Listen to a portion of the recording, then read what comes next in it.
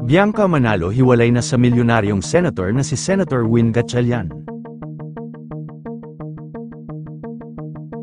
Napapatanong ang mga netizens kung gaano katutuo ang chikang hiwalay na raw sina Senador Win Gatchalian at ang sexy actress na si Bianca Manalo. Ang tungkol sa hiwalayan umano ng couple na isang showbiz personality at isang politiko na tila isang blind item. Nag-ugat ito sa post ng sikat na website na Fashion Police. Mapapansin daw sa social media post ng dalawa na tila wala na silang mga larawan na magkasama kumpara sa previous posts na makikita sila together.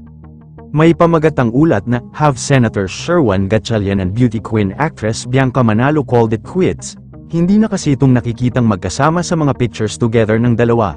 Hindi rin kasama ni Bianca na sa malubong ng bagong taon si Senator Win Gatchalian. Nakakapagtaka raw dahil taon-taon na ginagawa ng dalawa na lumabas ng bansa. Dahil matapos ang 7 taon na pagsasama ng kapamilya sexy actress na si Bianca Manalo at sa kasintahang senador na si Win Gatchalian ay kumpirmado na hiwalay na ito. Opo, hiwalay na sila at madaming nalungkot at dahil sa pagiging sweet nilang dalawa ay sa mga ibinabahagi na larawan ni Bianca sa kanyang social media accounts ay kapalit naman ito ang lungkot na nararamdaman ng aktres. Noong nakaraang taon pa pala hiwalay si Bianca at Senator Win Gatchalian sa hindi mapukaw na dahilan sa hiwalayan nito. May involved ba na lalaki o babae sa kanilang napapabalitang hiwalayan? Kung matatandaan, naging laman ng balita noon si Bianca Manalo sa pakikipagkita sa aktor na si Rob Gomez. Kumalat nga ang private message nilang dalawa kung saan pinapapunta ni Bianca si Rob sa kanyang kondo sa BGC at sa hindi pagre-reply ni Rob sa kanya ay nag-message pa ang aktres sa Instagram ni Rob kung saan sinabi nito na hindi siya nagre-reply sa TG at baka raw may pick-up na naman itong ibang babae. Matapos ang issue niyan ay hindi naman ito nakaapekto sa pagmamahalan nila ng senador kaya tuloy na tuloy ang kanilang pagmamahalan noon.